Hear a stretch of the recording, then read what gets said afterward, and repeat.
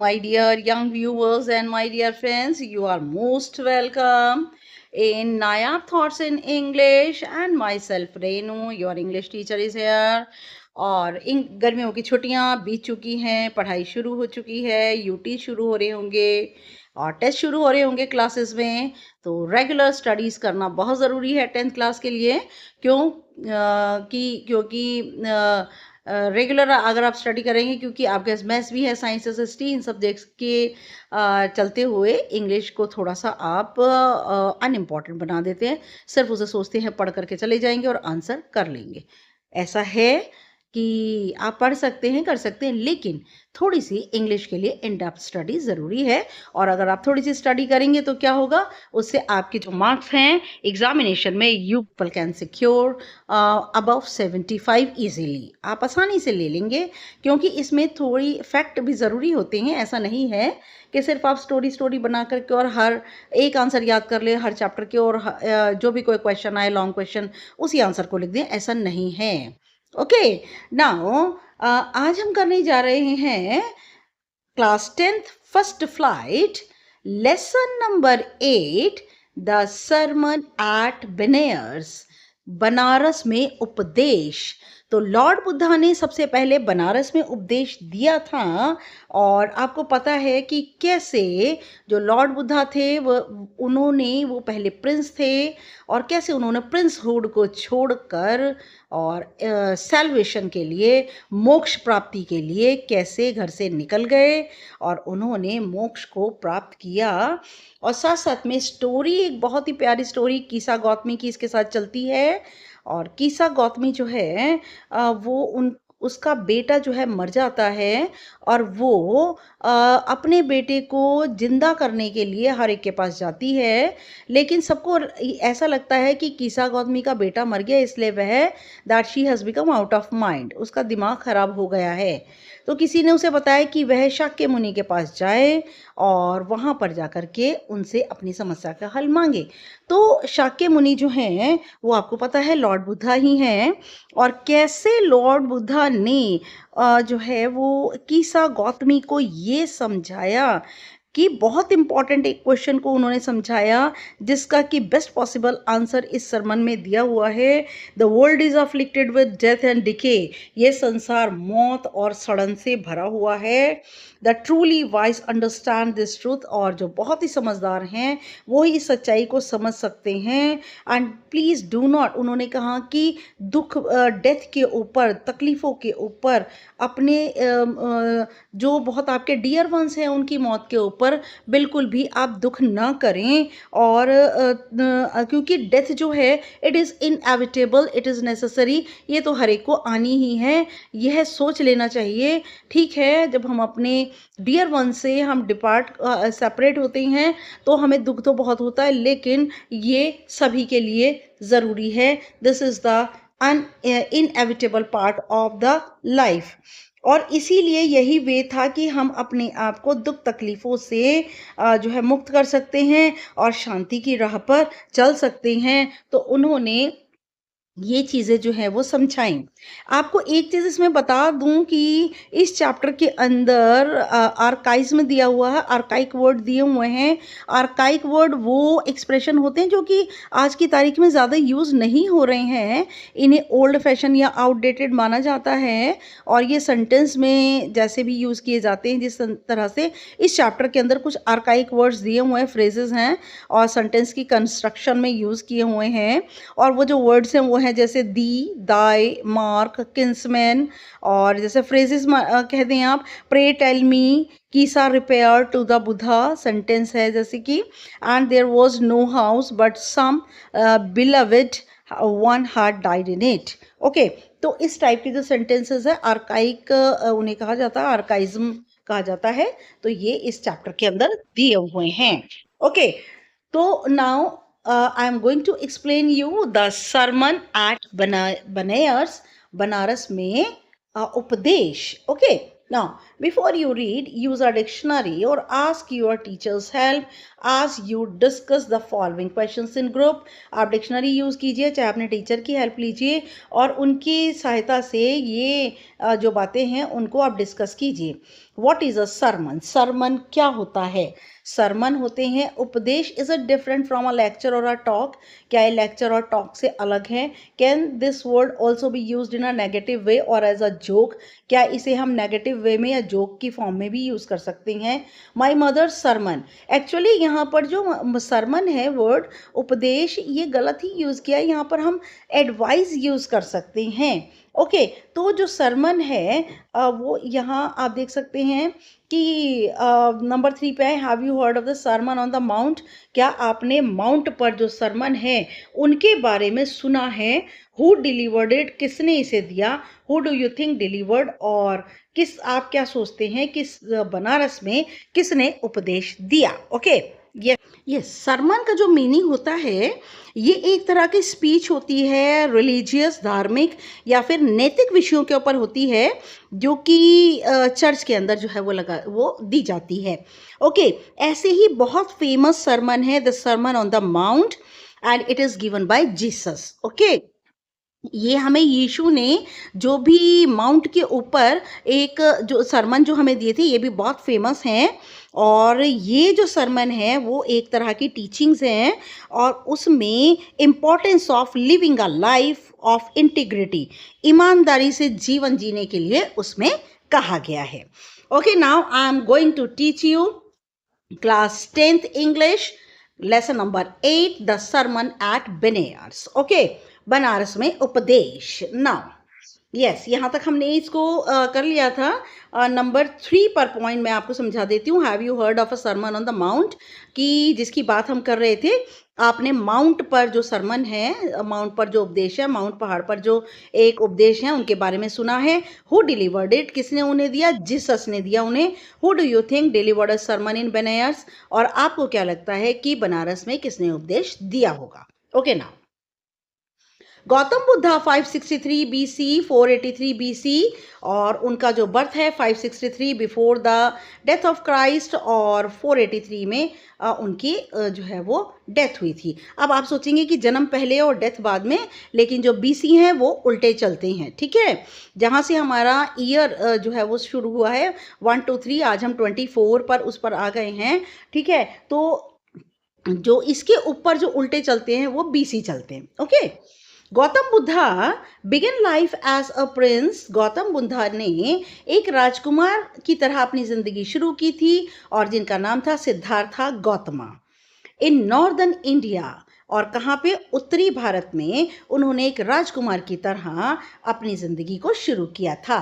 Eight 12 he was sent away for schooling in the Hindu sacred scriptures, and 4 years later, जब वह 12 साल के थे तो उन्हें स्कूल में भेजा गया हिंदुओं की जो पवित्र ग्रंथ हैं उन्हें पढ़ने के लिए।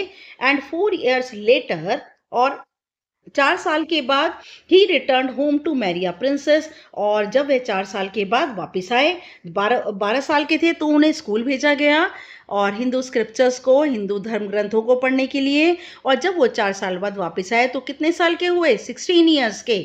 तो return home to marry a princess, उनकी जो शादी थी एक राजकुमारी के साथ की गई। दे हैड अ सन, उनका एक बेटा था, and lived for 10 years as befitted royalty, और वह बेफिटेड रॉयल्टी का मतलब पूरी तरह से राजसी जिंदगी उन्होंने 10 साल तक जी। At about the age of 25, 25 साल की उम्र में, the prince heir to four shielded from the sufferings of the world, और 25 साल की उम्र में जो राजकुमार हैं गौतम बुद्ध, जो राजकुमार हैं जिनका नाम है सिद्धार्था गौतमा, वह इस संसार की दुख तकलीफों से उनका सामना हुआ। While out hunting chanced upon a sick man, और जब वह शिकार पर जा रहे थे तब उन्हें एक बीमार आदमी को देखने का अवसर मिला। देन एन एज्ड मैन, उसके बाद बूढ़े व्यक्ति को। देन अ फ्यूनरल प्रोसेशन, और फिर शव यात्रा का जो जुलूस था वह देखने को मिला। And finally a monk bagging for AIIMS, और अंत में एक भिक्षु को देखा। मॉन्क का मतलब भिक्षु, बैगिंग का मीनिंग भीख मांगना, फॉर एम्स जो कि भीख मांग रहा था, भिक्षा मांग रहा था। Now These sights so moved him, इन दृश्यों ने उनके मन को हिला दिया, that he at once went out into the world to seek enlightenment, और उसी समय वह निकल गए संसार से बाहर वह निकल गए अपने घर से और संसार में ढूंढने लगे एनलाइटनमेंट। एनलाइटनमेंट वो दशा होती है जहाँ पर आत्मिक ज्ञान प्राप्त हो जाता है, मनुष्य दुख तकलीफों सुख दुखों से छूट जाता है और एक ऐसी दशा हो जाती है जो कि ज्ञान की अंतिम चरम दशा होती है। उसे एनलाइटनमेंट कहा जाता है, जब व्यक्ति अपने भीतर ही ज्ञान प्राप्त कर लेता है। कंसर्निंग द सॉरोज, और उन्होंने आत्मिक ज्ञान को प्राप्त किया कंसर्निंग द सॉरोज, जो कि दुख से जुड़ा हुआ था। ही हैड विटनेस्ड, जिसके वह गवाह हैं। कौन कौन से दुख के वह गवाह हैं? सबसे पहले तो उन्होंने देखा संसार में एक बीमार आदमी को, बूढ़े आदमी को, उसके बाद मौत का जुलूस देखा, शव यात्रा का जुलूस देखा, और फिर एक भिक्षु को भीख मांगते देखा। He wandered for 7 years, वह 7 सालों तक भटके, and finally sat down under a peepal tree, और अंत में एक पीपल के वृक्ष के नीचे जाकर बैठ गए, where he vowed to stay, vowed का मीनिंग कसम खाना, जहाँ पर उन्होंने कसम खाई कि वह तब तक ठहरेंगे until enlightenment came, जब तक कि उन्हें आत्मिक ज्ञान नहीं मिल जाएगा वह तब तक यहाँ से नहीं उठेंगे। Enlightened after 7 days, 7 दिनों के बाद ही उन्हें आत्मिक ज्ञान मिल गया। He renamed the tree the Bodhi tree, और जिस पेड़ के नीचे, पीपल वृक्ष के नीचे वह बैठे थे, उन्होंने उस पेड़ का नामकरण किया बोधि ट्री, और बोधि का मतलब होता है ट्री ऑफ विजडम, बुद्धिमानी का वृक्ष, ज्ञान का वृक्ष।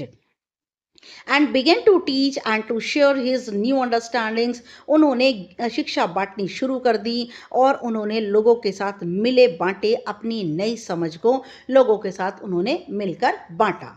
At that point he became known as the Buddha, और इस पॉइंट पर आकर, इस बिंदु पर आकर उन्हें बुद्धा के नाम से जाना जाने लगा। बुद्धा का अर्थ होता है द अवेकेंड और द एनलाइटेंड, जागृत और जागृत की अवस्था में आत्मिक ज्ञान से भरे हुए। The Buddha preached his first sermon at the city of Benares, और बुद्धा ने अपना पहला उपदेश बनारस नाम के शहर में दिया। Most holy of the dipping places on the river Ganges, और सबसे ज़्यादा पवित्र स्थान जहाँ पर लोग डुबकियाँ लगाते हैं, जिन्हें कि गंगा नदी कहा जाता है। That sermon has been preserved and is given here, इस उनके उपदेश को संरक्षित किया गया, सुरक्षित रखा गया, और जो कि यहाँ पर दिया गया था।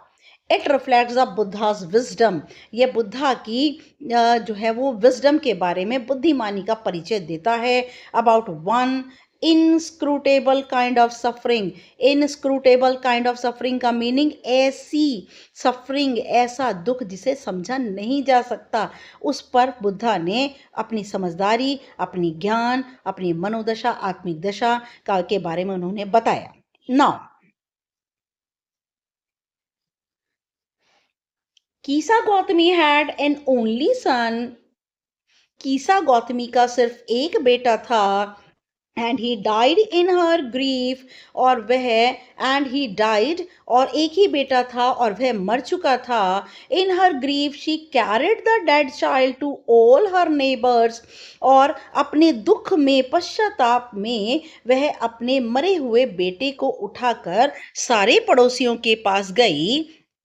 आस्किंग देम फॉर मेडिसिन, और अपने मरे हुए बच्चे के लिए दवा मांगने लगी। एंड द पीपल सैड, लोगों ने कहा, she has lost her senses, इसका तो दिमाग खराब हो गया है। द बॉय इज डेड, लड़का मर चुका है और कीसा का इसलिए दिमाग खराब हो चुका है। एट लेंथ, थोड़ी दूर पर कीसा गौतमी मेटा मैन, कीसा गौतमी एक आदमी से मिली। Who replied to her request, जिसने उसकी प्रार्थना का जवाब दिया। क्या प्रार्थना की थी कीसा गौतमी ने? That she wanted medicine for her son, वह अपने बेटे के लिए दवाई चाहती थी।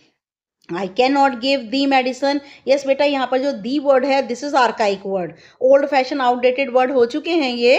Okay, I can not give thee medicine for thy child. मैं तुम्हें तुम्हारे बेटे के लिए दवाई नहीं दे सकता। But I know a physician who can. लेकिन मैं एक ऐसे वैद्य को जानता हूँ जो कि ये कर सकता है। And the girl said, girl is here Kisa Gotami. और कीसा गौतमी ने कहा, pray tell me sir who is it. कृपया मुझे बताइए। प्रे टेल मी भी एक फ्रेज है, ये भी आर्काइक है। सर हु इज इट, कृपया मुझे बताइए कौन है वो। एंड द मैन रिप्लाइड, आदमी ने जवाब दिया, गो टू शाक्या मुनि टू द बुद्धा। शाक्य मुनि बुद्धा के पास जाओ।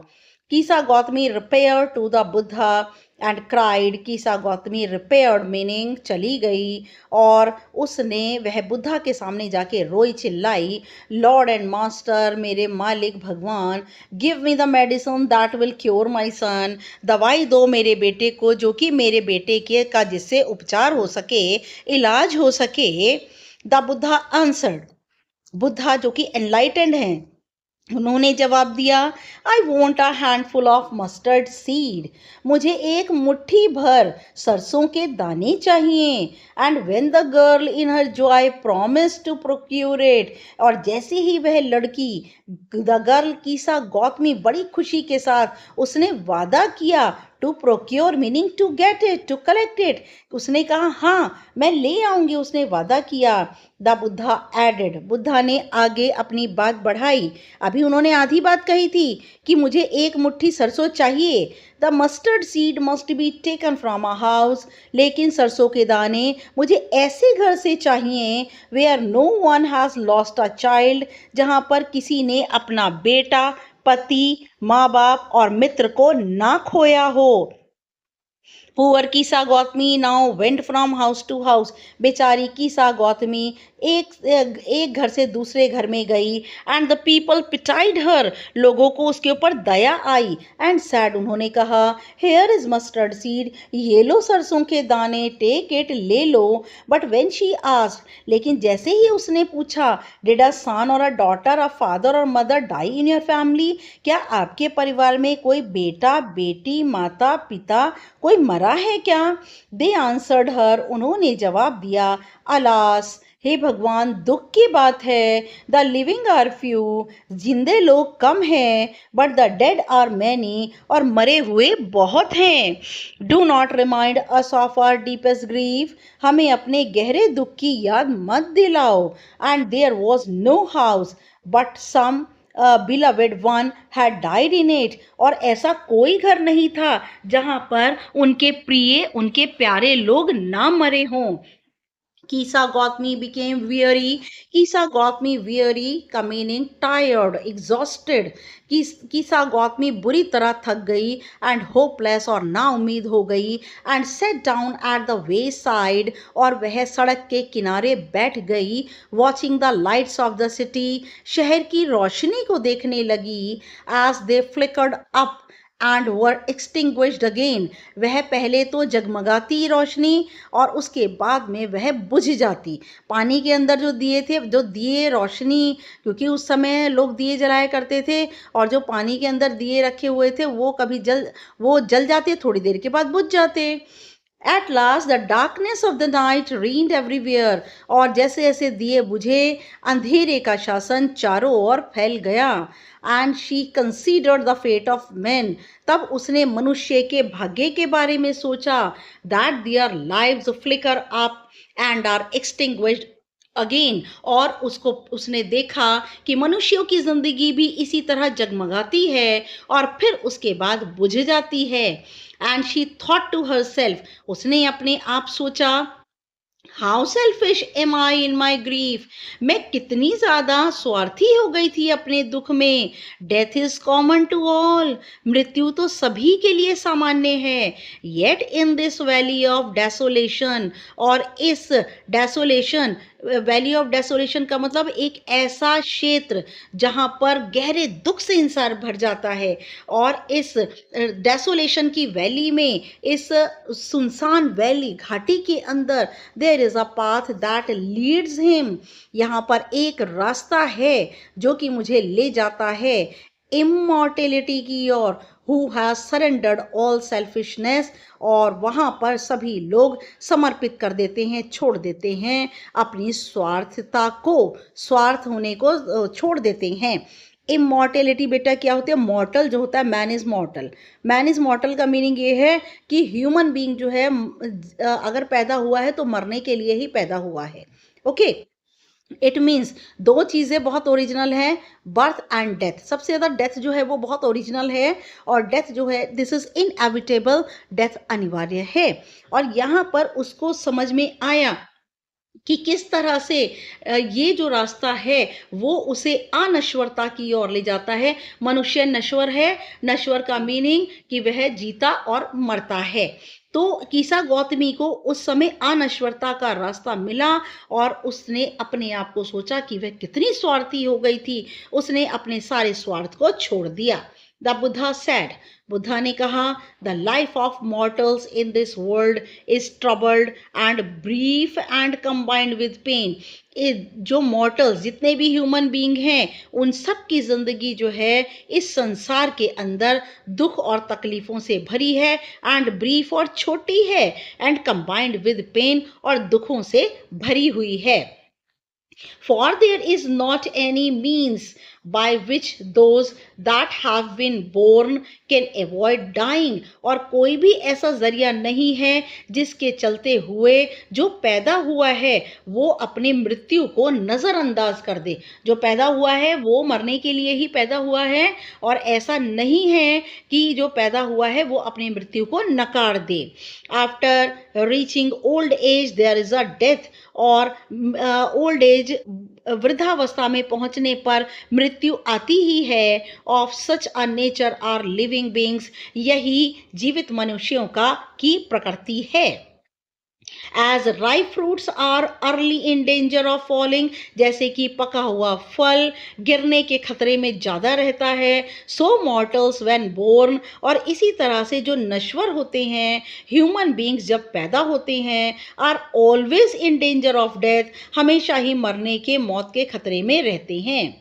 As all earthen vessels made by the potter, जितने भी मिट्टी के बर्तन होते हैं जिन्हें कुम्हार बनाता है, एंड इन बीइंग ब्रोकन, वह सभी जिनका अंत टूटने पे ही होता है।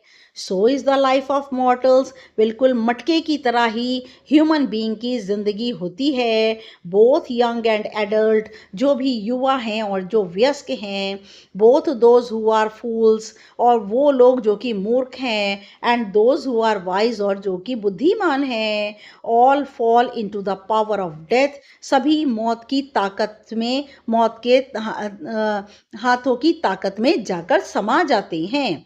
All are subject to death, और सभी मौत के लिए ही बने हैं।